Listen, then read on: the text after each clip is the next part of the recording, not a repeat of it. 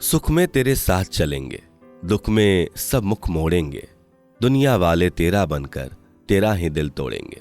देते हैं भगवान को धोखा, इंसान को क्या छोड़ेंगे। भाई हर मंगलवार व्रत रखता था नियम से। जीवन के इतने अनुभव लेने के बाद मैं यह बात नहीं समझ पा रहा था कि खराब स्वभाव रिश्तों का मोहताज नहीं होता। अगर कोई चोर या बलात्कारी है तो वो भी किसी का भाई या किसी का बेटा होता है। बहुत बार उसके परिवार को पता ही नहीं होता कि वो किस मानसिकता तक गिर सकता है, और जब इंसान गिरता है तो गिरने की कोई सीमा नहीं होती।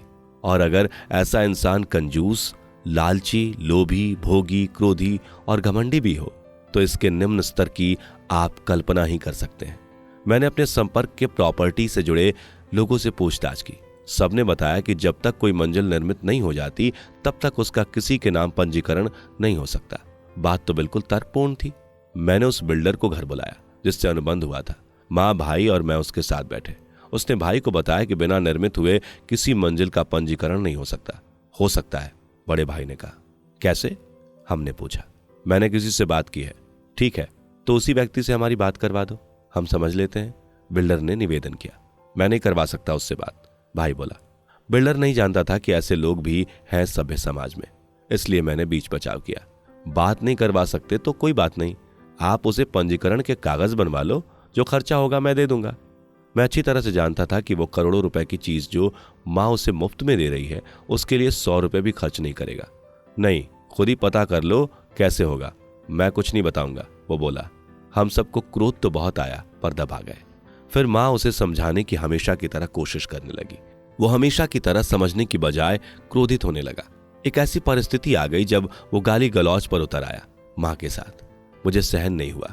हम उसके घर के नीचे उतर आए। बिल्डर तो पहले ही समझ गया था कि इस व्यक्ति को ऊपर वाला भी नहीं समझ सकता।